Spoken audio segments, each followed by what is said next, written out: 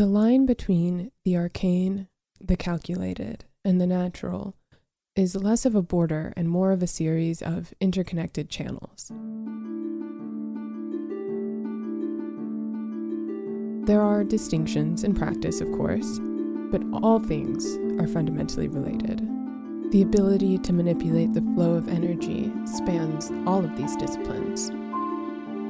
There are also immutable rules by which all things are bound. This universe is playing out a zero-sum game. All things that are given are taken from elsewhere. While the hallowed traditions of the arcane vary the world over, and the disciplines they divide their understanding into are even more numerous, arcane practices are reliant on culture, shared histories, and how closely magic study intertwines with nature and science, though there are general categorizations that all forms of magic are said to belong. The delineations between the forms, mirroring the nature of magic in the world itself, are also a series of interwoven channels. There is overlap and bleed. Clarity is drawn from the acceptance of this imprecision. The first school of magic we will discuss is physical. It concerns the manipulation and exchange of the physical properties of matter. Transmuting ash into gold is an act of physical magic. Drawing poison from a wound is an act of physical magic. Physical magic often includes things that can be perceived directly with the senses, not just the senses of the person practicing or receiving the magic, but the sense of the world and of the titans themselves. It is one of the most commonly referenced, encountered, and practiced disciplines. Depending on the nature of their casting and the generated effect, illusions can be physical magic. Often, physical and temporal magic are interrelated, as the nature of several magical effects draw from both. Temporal magic, specifically, concerns bending the general qualities of space and time. Teleportation is a temporal magic. Time travel is, somewhat obviously, also a temporal magic.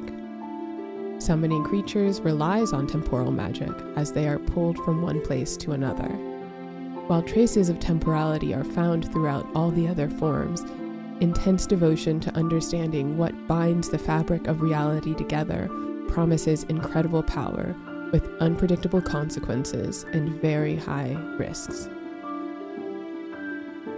Though many have a basic understanding of its principles insofar as they are helpful for general spellcasting, due to the highly volatile nature of large-scale temporal shifts, such as teleporting large, unknown, or unseen distances, going back in time and changing the past, it is rare to find mortals with mastery of the form.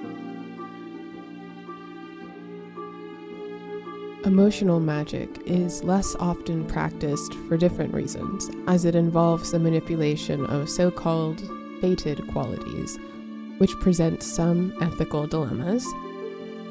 Fated qualities concern things like the will and the mind. Speaking into the mind of another is an emotional magic. Calling a soul from beyond back to its body is an emotional magic. There are those who use such magic to alter their own abilities, granting themselves silver tongues and sharp wit. Others may change memories, charm hearts, change minds. There is a great capacity, regardless of intent, for good and evil within emotional magic, that if not balanced by the practitioners, will be balanced by the universe itself. The last area of magical study is contractual magic, perhaps the least well-known among non-mages. Similar to emotional magic, contractual magic is connected to fated qualities, but directly concerns the binding of fates themselves, the balancing of scales. Summoning a demon to fight can be an act of temporal or even physical magic, but the nature of how the demon is called, from where, how long it stays, how it feels, what it knows, what happens when it dies, where it goes, all of those things and more are inscribed in some unspoken contract within the universe.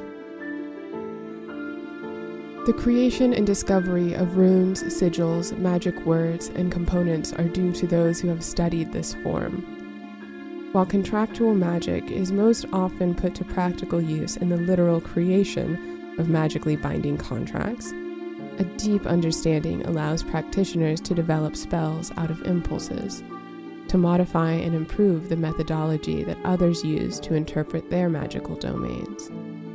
In some cases, to influence the spell of another as it is being cast, or at its peak, reworking the nature of how a given spell operates regardless of who casts it.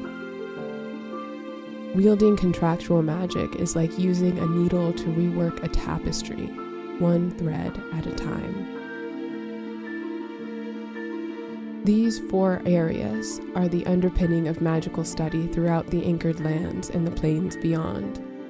They are the building blocks of all spells and magical effects, and their understanding shapes all disciplines, both arcane and mundane. Even divine magic is filtered through this lens, though it comes from a different font.